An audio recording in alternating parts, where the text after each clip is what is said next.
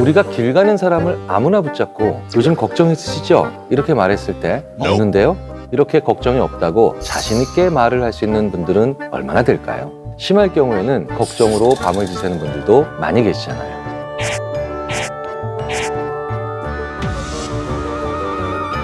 하지만 걱정에 대한 아주 오래된 정의가 있는데 우리가 하는 걱정의 40%는 절대 현실에서 일어나지 않는 일이다. 30%는 이미 일어난 일이다. 22%는 사소한 일이다. 4%는 우리 힘으로 어쩔 수 없는 일이다. 결국 우리가 할 만한 걱정은 4%밖에 되지 않는다. 심리학을 심도 깊게 다루는 미국의 작가 어닌 젤린스키가 우리가 하는 걱정에 대해 내렸던 정의입니다. 그만큼 우리가 하는 걱정 중 지금 당장 다른 일을 못할 정도로 급박한 건 많지 않다는 거죠.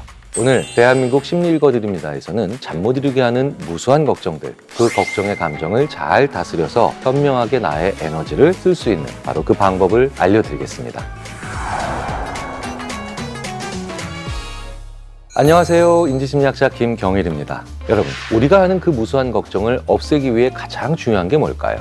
많은 요소들이 있겠지만 우리가 걱정으로 가지고 있는 그 일의 순서를 제대로 알아야 한다는 겁니다. 우리는 일의 순서를 모를 때 걱정을 합니다. 그것도 많이요. 그렇다면 일의 순서를 정확하게 알면 어떻게 될까요? 그때는 걱정이 아닌 고민을 한다, 이렇게 표현할 수가 있습니다. 고민하다는 영어로 wonder 혹은 concern이잖아요. 그런데 이런 말 들어보신 적 있으세요? Don't wonder, don't concern. 이런 말은 별로 안 씁니다. 하지만 이런 말은 많이 들어보셨을 겁니다. Don't worry. 익숙하다는 건 그만큼 다양한 사람들이 많이 쓰는 표현과 말이라는 것이죠. 그러니까 고민은 많이 해도 하지 말라고 말리는 일이 드물지만 걱정하지 마 라는 말은 영어로도 익숙하고 사실은 다른 많은 언어에 존재할 정도로 전 세계적으로 많이 쓴다는 겁니다. 자, 그렇다면 우리가 일의 순서를 알려면 가장 중요한 게 뭘까요?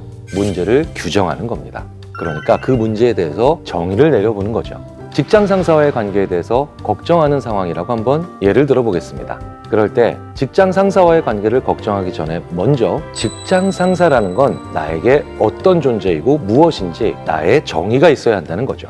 예를 들어 직장 상사는 나에게 일을 가르쳐주고 나의 공을 절대 가로채지 않는 사람이다 라는 정의가 있다라고 생각해 보자고요.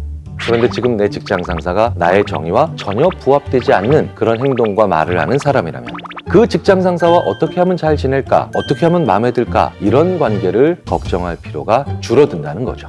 왜냐고요? 기대를 안 하니까 실망할 필요나 걱정할 필요도 줄어들잖아요. 또 그 상사가 나한테 중요하지 않은 사람, 나의 우선순위가 아닌 사람이 되니까 관계에 대해서 고민할 일도 상대적으로 더 적어질 수 있는 거죠. 그 직장 상사를 대할 때 좀 더 단호하게 나가거나 혹은 제대로 결별할 수 있는 그런 여지도 많이 생길 수 있습니다. 그럼에도 불구하고 업무상 잘 지내야 한다면 어떻게 해야 할까요? 우리가 업무상 잘 지낸다라고 하는 것에 대한 또 다른 정의가 필요합니다. 저는 저의 정의가 있습니다. 저는 그와 절대로 술은 마시지 않습니다.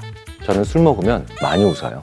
그러면 그 사람은 저에게 굉장히 가깝다는 생각을 합니다. 그래서 저 같은 사람은요, 업무상으로만 잘 지낸다라고 하는 건 결코 당신과 술은 마시지 않는다, 이게 됩니다. 우리가 무언가에 대해서 나의 정의가 있다라고 하는 건 고정관념이나 무슨 원칙을 고집한다라는 것과는 분명히 다릅니다.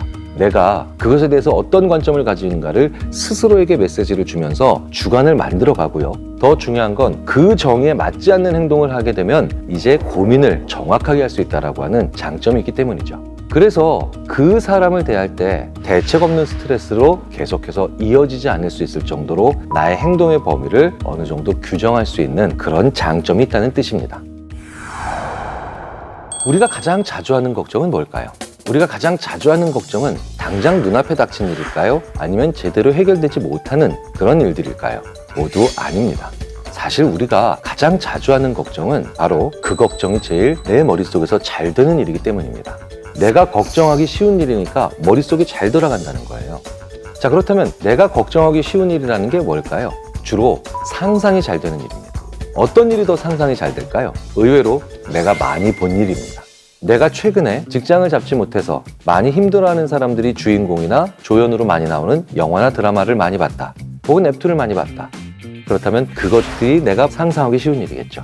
만약에 지구 멸망 영화를 3편 이상 보면요, 그 다음 날부터 지구 멸망 시나리오는 굉장히 잘 상상됩니다.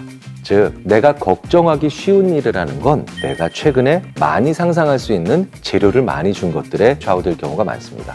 대학원에 신입생들이 들어오면 가장 많이 하는 걱정은 뭘까요? 3월 초에 입학해서 저와 면담을 하고 나면 거의 모든 대학원생들이 가장 걱정하는 것이 바로 이겁니다. 교수님, 제가 2년 혹은 2년 반 후에 학위를 마치고 졸업을 했을 때 제가 바라고 소망하는 직장에 취직할 수 있을까요? 그러면 제가 그때마다 이렇게 얘기하죠. 지금 네가 당장 가장 많이 걱정해야 되는 건 다음 주에 있을 발표야. 먼 미래에 대해 걱정이 지나치게 많은 학생들의 공통점이 있습니다. 바로 다음 주나 다음 달에 있는 것들에 대해서는 크게 상상하지 않는다는 것이죠. 그러면서 오늘 하루를 멍하니 계속해서 시간을 보내고요. 그리고 이런 결과들은 대부분 허송세월한다 라고 표현이 되죠. 이렇게 현실에 대한 제대로 된 관찰 없이 먼 미래만을 무작정 걱정하는 것의 가장 큰 단점은 뭘까요? 바로 아무것도 하지 않는다는 것, 바로 여기에 있습니다.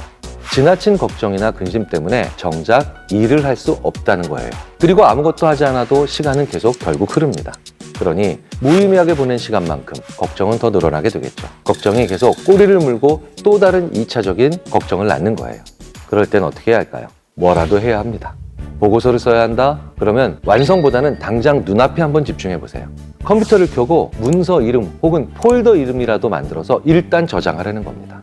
무언가를 하고 있으면 걱정이 자연스럽게 일정 부분 스톱, 즉 멈춰지게 됩니다. 왜냐하면 내 눈앞에서 벌어지는 일에 집중하게 되는 거니까요. 그래서 걱정을 줄이기 위해서는 뭐라도 작은 것을 시작해야 한다는 거예요. 걱정이 없는 사람들은 어떤 사람일까요? 아무것도 가지고 싶은 게 없고 아무것도 할 일이 없는 사람, 욕심을 버린 사람과 무슨 욕심을 가져야 하는지도 모르는 사람. 사실 이런 사람들이 가장 걱정 없는 사람들입니다. 하지만 이런 사람들이 현대사회에서 타인들과 잘 공존하면서 살아가기 쉬울까요? 당연히 아니겠죠. 걱정의 반대말이 만족이나 흡족 혹은 기쁨, 이런 것들만 있는 게 아니라는 겁니다. 가장 안 좋은 경우 걱정의 반대말은 무망이라고 볼 수도 있습니다. 욕망도 희망도 꿈도 아무것도 없는 것을 의미한다는 거죠. 그리고 안타깝지만 이런 무망이 최악으로 치닫게 될 때 죽음까지도 생각하는 사람은 많아집니다. 그러니 걱정이 있다는 건 무조건 나쁜 상황인 건 결코 아닙니다. 그리고 평범한 우리들은 평생 걱정을 안 하고 살 수 있는 방법은 애초부터 없죠. 따라서 걱정이 많은 사람들을 무조건 넌 잘못됐어 이렇게 매도할 수는 없다는 겁니다. 그리고 내가 걱정이 너무 많아서 이건 정말 크게 잘못된 건가? 이렇게 스스로를 자책하실 필요도 없다는 거죠. 걱정이 많은 사람들이 가지고 있는 가장 큰 장점도 있다는 겁니다. 그 장점 중 하나가 높은 기대치라는 겁니다. 그리고 반대로 기대치가 낮은 사람 혹은 거의 없는 사람은 걱정이 없을 겁니다. 기대치가 높다는 게 무슨 말일까요? 그만큼 좋은 세상, 좋은 집, 좋은 삶에 대해서 원하고 바라고 있는 것들이 많다는 것을 의미하겠죠. 더 쉽게 말하자면 기대 수준이 높다는 겁니다. 그렇기 때문에 걱정이 적정할 정도로 많은 사람들을 만나면 장점도 분명히 있습니다. 예를 들어 같이 밥을 먹으러 가는데 식당의 위생을 걱정하는 사람을 만나거나 혹은 그 사람과 같이 가게 되면 지저분한 곳에는 절대 안 가게 되겠죠. 그리고 걱정이 적절하게 많은 사람들은 기본적으로 자기 기준도 엄격한 편입니다. 그래서 자기가 업무를 맡았을 때에도 기본 이상은 최소한 한다는 거죠. 그래도 나는 여전히 걱정이 많다. 이런 분들에게 이 걱정을 줄여드릴 수 있는 해소법, 어떤 것들을 우리가 얘기해 볼 수 있을까요? 바로 그 걱정 말고 그 걱정을 하지 않는 사람들의 이야기를 들려주는 것도 좋습니다. 무슨 얘기냐? 저도 예전에 학위 공부를 마치고 내가 원하는 직장을 잡지 못할까 늘 고민하고 걱정했는데 그 걱정이 좀 도가 지나쳐서 주위 사람들에게 짜증을 내거나 내가 해야 되는 공부를 제대로 하지 못하는 이른바 페이스가 완전히 망가지는 그런 시기를 겪은 적이 있었죠. 그러던 과정에서 저는 심리학을 배워서 저처럼 대학에 혹은 교육기관에서 근무하는 것이 아니라 정말 내가 상상할 수 없었던 그런 좋은 커리어를 또 다른 방법으로 만들어가는 선배를 보며 저는 눈이 좁아지는 게 아니라 갈 길은 많구나. 그러니 나는 더 많은 기량을 길러야 되겠다라고 하는 긍정적 에너지를 만들어낼 수 있는 좋은 만남이 됐던 경우가 기억에 남아 있습니다. 그렇기 때문에 나와 여러모로 다른 삶을 사는 사람들을 만나는 건 참으로 지혜롭게 걱정을 잘 관리할 수 있는 그런 방법이 되기도 합니다. 그렇다면 이렇게 주변에 걱정이 많은 지인이 있다면 내가 해줄 수 있는 도움은 뭐가 있을까요? 바로 그 걱정을 고민으로 제대로 바꿔주기 위해서는 어떻게 해야 되느냐로 이 질문을 좀 더 구체화시킬 수 있을 겁니다. 가장 중요한 말은 작은 무언가를 하나 골라서 이것부터 한번 해보지 않겠니? 라고 하면서 이렇게 출발점을 하나 제시하는 겁니다. 더 좋다면 저 사람은 이것부터 해서 성공했대. 그 친구는 이것부터 해서 그 문제를 해결했대. 라고 하면서 분명한 사례까지 같이 얘기해 주는 것도 정말 좋은 방법일 겁니다. 출발점을 찾지 못해서 우리는 걱정하는 거니까요.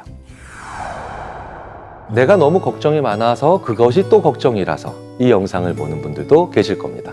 사실 그런데 이 영상을 찾아서 보시고 있는 것만으로도 충분히 무언가를 시작한 것 아닐까요? 그러니 이제 다음 일을 시작하시라고 말씀드리고 싶습니다. 걱정을 왜 하는지, 그 걱정하는 일에 대한 또 정의를 만들고 무엇이라도 시작해 보시라는 거죠. 그렇게 하면 어느 순간 내가 의미 없다고 생각했던 걱정이 아주 의미 있는 고민으로 바뀌는 순간을 맞이할 수 있습니다. 그리고 그게 계속되면 스스로 충분한 고민을 통해서 괜찮은 선택을 할 수 있는 사람이 될 수도 있겠죠. 그런 의미가